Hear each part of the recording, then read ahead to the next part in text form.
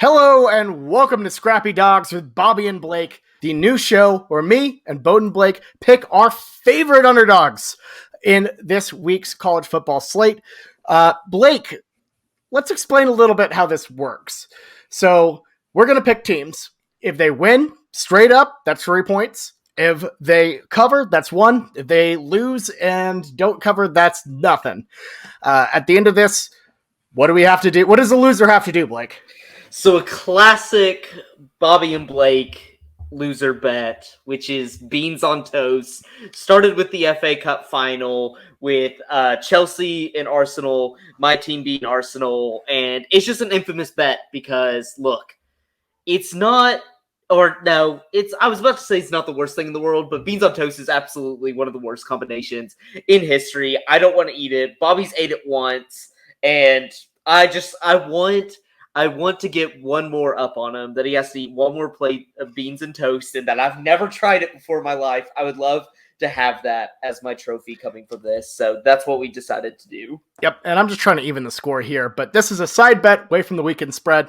Just want to do something a little different, some fun, and yeah, just give a little something back to the listeners out there. So Blake, you go ahead and get it started. Who is your first Scrappy Dog of the week? So my first Scrappy Dog is I got Wake Forest +4, and I would even take them at the with the money line at +160. And look, the one person you got to know about this matchup is A.T. Perry. This guy has been on an absolute tear this entire season, especially last game. 155 yards, 1 touchdown. The Wake Forest just power offense is back. This team is looking good, and I know what you're saying is Florida State, but look, these are the games typically Wake Forest loses, and I just really like a high-powered offense going against another team in UVA with a very high-powered offense, as we saw last week with UNC. I just love the battle of the offenses. If you're giving me points, if you're giving me the chance that Wake Forest could have the ball at the last moment of the game, that's what I want here, because, look, these teams are just going to be dueling it out offensively. That's what I love to watch. That's what I'm looking for in a Scrappy Dog. It's just these offensive duels. Give me Wake Forest, plus the points and money line. I actually really love that pick as well. It was on my reserves. Moving on, I have NC State +10. This is the inverse of Ty's wild card pick if you've caught the weekend spread. And look, I think NC State is a sneaky good team. Would have loved this line to be a little heftier, but I think the Wolfpack can sneak up and bite a Clemson team that just offensively is completely out of sorts.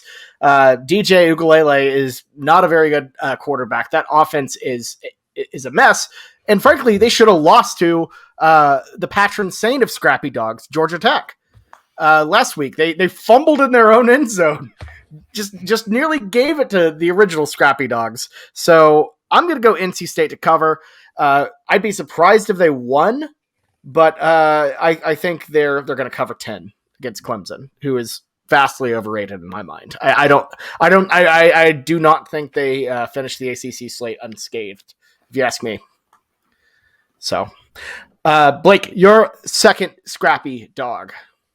My next Scrappy Dog, we're going over to the Mountain West, and we're getting a little weird with it. We're going Utah State +9 over Boise State, and you can get this at a +280 money line if you want to get really, really weird with this. But look, there's something I love about this Utah State experience. I've been riding it the past few weeks, been betting them. They are a wild team. There is no defense. They were losing to an FCS team. I think it was North Dakota. Week 2, came storming back, scored like 35 straight points. It was an electric experience, and that's what I'm looking for with these teams, is just get on that weird, wild train. And this is just as much about Utah State as it is Boise State. I really was unimpressed last week with Boise State, even though, as I talked about a little bit on the Schooner Pod, they should have won that game. They should have blown out OSU. That OSU team is one-dimensional. They can only run, and they still couldn't stop that, which I said it at the beginning of the year. I was high on Fresno State. I was high on Nevada, very high on Nevada. Wasn't high on Boise State. Give me the points to cover here at Utah State, a team that's really good offensively. Maybe not defensively, but if they're going to get an offensive shootout with Boise State, they can easily beat them after what I saw last week and how turnover happy and just how inconsistent that Boise State offense can be. Fair enough. I'm with you. Boise was just all over the place, for sure. My next pick, a little bit of a low dog, but I feel like a dog at home is the scrappiest of all dogs. Give me Mississippi State to cover 2.5 against LSU. Last year we saw them straight up win in a truly shocking game. And this year, honestly, they should have beat Memphis last week. Given a just truly atrocious call from the SEC officials on a kick return where my guy was clearly down, had a knee down, was holding the football on the field. Mississippi State deserved a little bit better. LSU has not impressed me at all since that national championship run. And, you gotta love a home dog. I know it's only 2.5 points, but I think they scrap out a win, second straight. Give me the Pirate, give me the Scrappy Dogs at home, give me Mississippi State. And my last one here, we're about to get weirder of weird. One of the worst teams. I'm putting my money on one of the worst teams in the FBS. We're talking about the New Mexico State Aggies versus the Hawaii Rainbow Warriors. And this is an icky line. It's plus 17.5.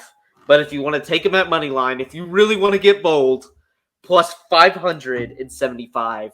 And really, the only reason why I'm placing this bet is they finally made a change from Jonah Johnson, who kept him in the game versus San Diego State at first, but then drastically fell off in the second half. They've changed to a guy named Corey Fields. Corey Fields actually got New Mexico State a win, an improbable win nonetheless, versus South Carolina State. I don't know what their FCS. I don't know what their D2, D3. I know they are not in the FBS. New Mexico State was only favored by 3, still covered, won pretty handedly by 8 points, which is something I do not expect from this team. But look, there's an old gambling adage. You bet on Hawaii on island and against them off island. I don't like them going last week, late night game versus San Jose State, immediately flying all the way down to New Mexico State and playing the Aggies. I don't like it. This is the one opportunity I see that New Mexico State can actually maybe cover against an FBS team this year, just because of the weird flight patterns that Hawaii has to go through. Give me New Mexico State to cover, and you know what? It could get weird. It could get weird, and they could win, and I would love that. But give me New Mexico State. Blake, do you remember the 40-year-old man who played running back a couple snaps for a team? Yep. That's South Carolina State. So New Mexico State beat South Carolina State, the team with the old guy, by 8 points. And look, I bet on them the first weekend spread, and it was a disaster because, like you mentioned, they lost to a team who had played a season. Yep. So yeah, no, I might have to fade. I might have to fade you on that one, but you're right. Rainbow Warriors have been awful this year, so hey, maybe this could be a cover for them. And I'm going to close mine out with the North Texas Mean Green plus 12 against Louisiana Tech. Look, I'm going to be just completely frank here. North Texas has been pretty bad this year, but some of these spreads do not look as bad as they are. If you look at their performance against SMU, they kind of gave them a little bit of a push. But all things considered, La Tech is bad. And I think this 12-point spread is just a little too bit. I think people are a little too focused on the Louisiana Tech performance against SMU. And frankly, I kind of think that UNT is going to keep this thing close. So give me the Mean Green to cover 12. Well, Blake, that is our first episode of Scrappy Dogs. And hey, may the best man not have to eat beans on toast. I like it. Thank you, Bobby. No matter what, just be thankful for American breakfast. So we'll catch you next week with more Scrappy Dogs. Have a good week. Stay out of the kennel, everyone.